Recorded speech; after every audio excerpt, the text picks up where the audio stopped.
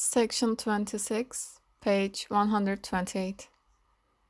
The idea of this monstrous exposure of her person was so painful to her relations that they could have covered with gold ingenious person who suddenly discovered that the chair was too wide to pass between the iron uprights of the awning, which extended from the church door to the curbstone.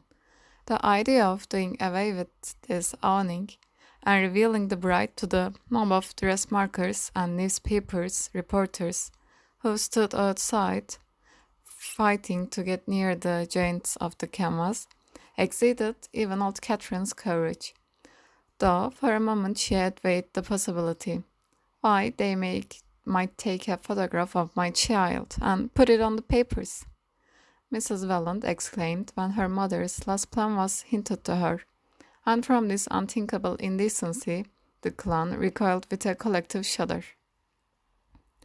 The ancestress had had to give in, but her concession was bought only by the promise that the wedding breakfast should take place under her roof, though, in parentheses, as the Washington Square connection said, with the Wallens house in easy reach, it was hard to have to make a special price with Brown to drive one to the other end of nowhere. Though all these transactions had been widely reported by the Jacksons, a sporting minority still clung to the belief that old Catherine would appear in church, and there was a distinct lowering of the temperature when she was found to have been replaced by her daughter-in-law. Mrs. Lovell Mingott had the high color and glassy stare induced in ladies of her age and habit by the effort of getting into the new dress. But once the disappointment occasioned by her mother-in-law's non-appearance had subsided, it was agreed that her black chantilly overlaid satin, with a bonnet of Parma violets, formed the happiest contrast to Mrs. Welland's blue and plum color.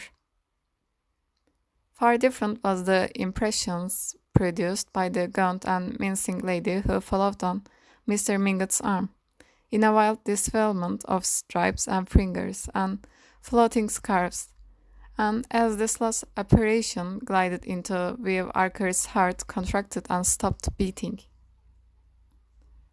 He had taken it for granted that the Marchioness Manson was still in Washington, where she had gone some 4 weeks previously with her niece, Madame Olenska. It was generally understood that their abrupt departure was due to Madame Olenska's desire to remove her aunt from the baleful eloquence of Dr. Agathon Carver, who had nearly succeeded in enlisting her as a recruit for the Valley of Love, and under circumstances no one had expected either of the ladies to return for the wedding. For a moment, Archer stood with his eyes fixed on Medora's fantastic figure, straining to see who came behind her. But the little procession was at an end, for all the lesser members of the family had taken their seats, and the 8 tall ushers, scattering themselves together like birds or insects preparing for some migratory maneuver, were already slipping through the side doors into the lobby. "Newland, I say, she's here," the best man whispered. Archer roused himself with a start. A long time had apparently passed since his heart had stopped beating, for the white and rosy procession was in fact halfway up to the nave. The bishop, the rector, and the 2 white-winged assistants were hovering about the flower-banked altar, and the first chords of the sour symphony were strewing their flower-like notes before the bride. Archer opened his eyes, in parentheses, but could really have been shut as he imagined, and felt his heart beginning to resume its usual task. The music, the sound of the ladies on the altar, the vision of the cloud of tulle and the orange blossoms floating nearer and nearer, the sight of Mrs. Archer's face suddenly convulsed with a happy sobs, the low benedictory murmur of the rector's voice, the ordered evolutions of the 8 pink bridesmaids and the 8 black ushers, all these sights, sounds, and sensations, so familiar in themselves, so unutterably strange and meaningless in his new relation to them, were confusedly mingled in his brain. My God, he thought, have I got the ring? And once more he went through the bridegroom's convulsive gesture. Then, in a moment, May was beside him, such radiance streaming from her that it sent a faint warmth through his numbness, and he strained himself and smiled into her eyes. Dearly beloved, we are gathered together here, the rector began.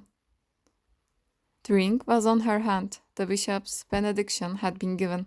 The bridesmaids were poised to resume their place in the procession, and the organ was showing preliminary symptoms of breaking out into the Mendelssohn March, without which no newly wedded couple had ever emerged upon New York.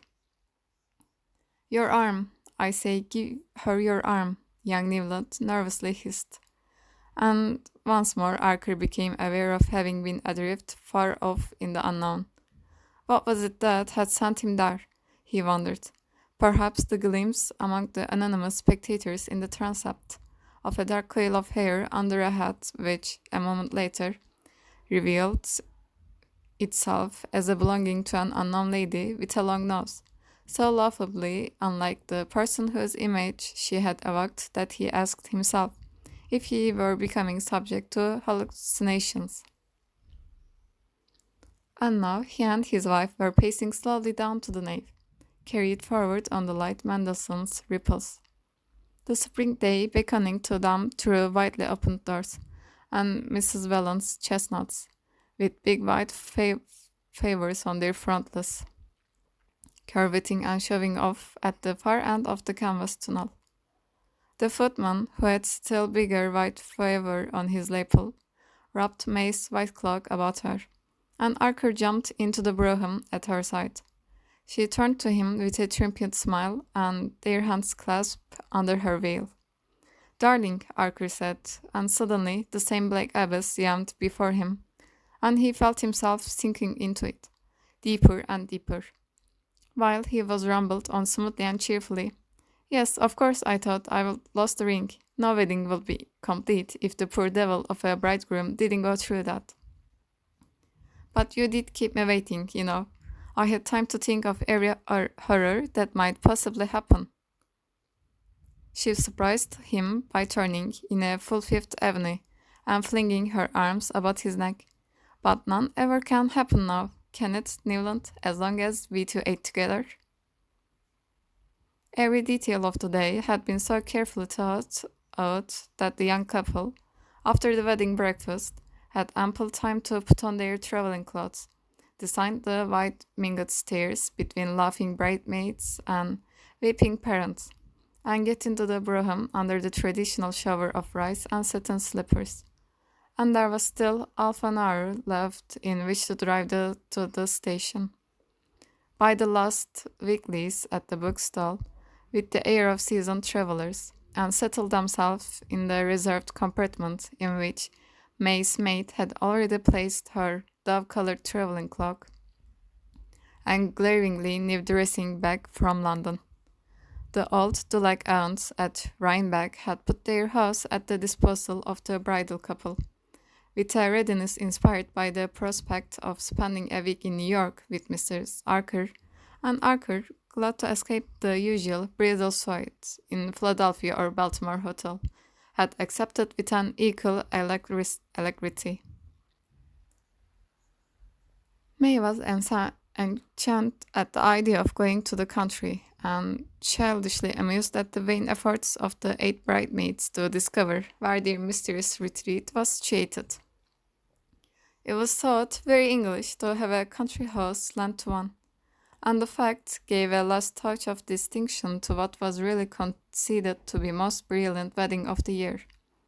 But where the house was, no one was permitted to know, except the parents of bride and groom, who, when taxed with the knowledge, pursed their lips and said mysteriously, "Oh, they didn't tell us," which was manifestly true, since there was no need to.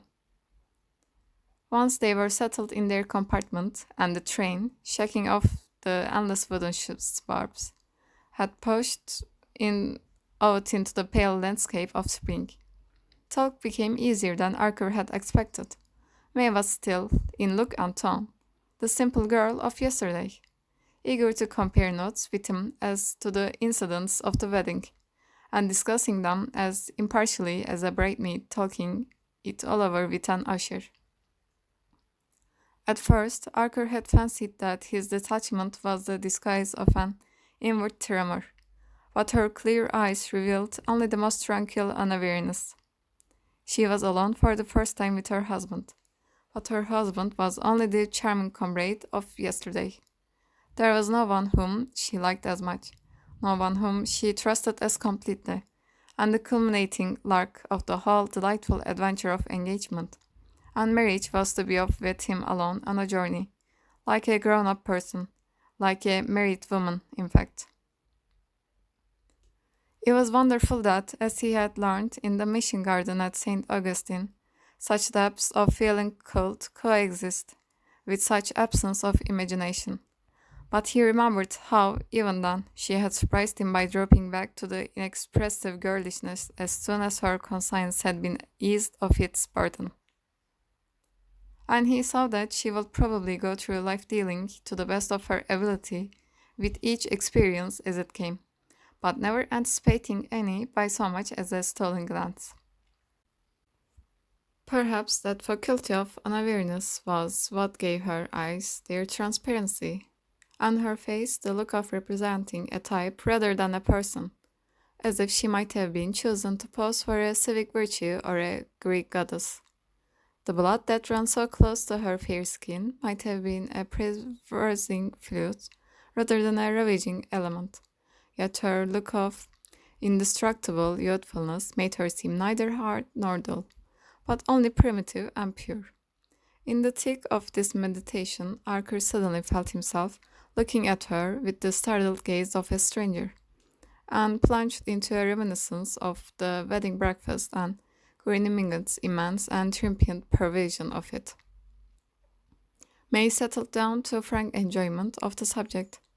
I was surprised, though, weren't you, that Aunt Medora came after all? Ellen wrote that they were neither of them well enough to take the journey. I do wish it had been she who had recovered. Did you see the exquisite old place she sent me?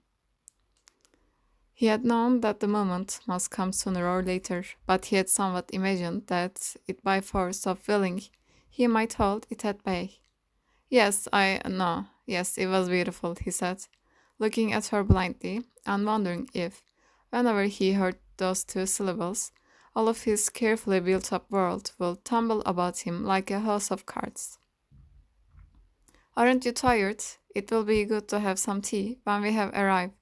I am sure the aunts have got everything beautifully ready, he rattled on, taking her hand in his, and her mind rushed away instantly to the magnificent tea and coffee service of Baltimore silver, which the Beauforts had sent, and which went so perfectly with Uncle Level Mingot's trays and side dishes. In the spring twilight, the train stopped at the Rhinebeck station, and they walked along the platform to the waiting carriage. Ah, how awfully kind of Van der Luydens. They've sent their man over from Skytercliff to meet us, Archer exclaimed, as a sedate person out of livery approached them, and relieved the maid of her bags. I am extremely sorry, sir, said the emissary, that a little accident had occurred at the Miss Dulacs, a leak in the water tank. It happened yesterday, and Mr. Van der Luyden, who heard of it this morning, sent a housemaid up by the early train to get the patron's house ready. It will be quite comfortable. I think you will find, sir, and the Miss Dulacs have sent their cook over, so that it will be exactly the same as if you've been eat at Rhinebeck. Archer stared at the speaker so blankly that he repeated in still more apologetic accent. It will be exactly the same, sir, I do assure you. And May's eager voice broke out, covering the embarrassed silence. The same as Rhinebeck, the patron's house? But it will be 100,000 times better, won't it, Newland? It is too dear and kind of Mr. Vidal London to have thought of it. And as they drove out, with the maid beside the coachman, and their shining bridle bags off the seat before them, she went on excitedly. Only fancy. I've never been inside it, have you? The Wanderludens show it to so few people, but they opened it for Ellen, it seems, and she told me what a darling little place it was. She says it is the only house she has been in America that she could imagine being perfectly happy in. Well, that's what we are going to be, isn't it? Cried her husband gaily, and she answered with her boyish smile. Ah, it's just our luck beginning, the wonderful luck we are always going to have together. End of the section, page 133.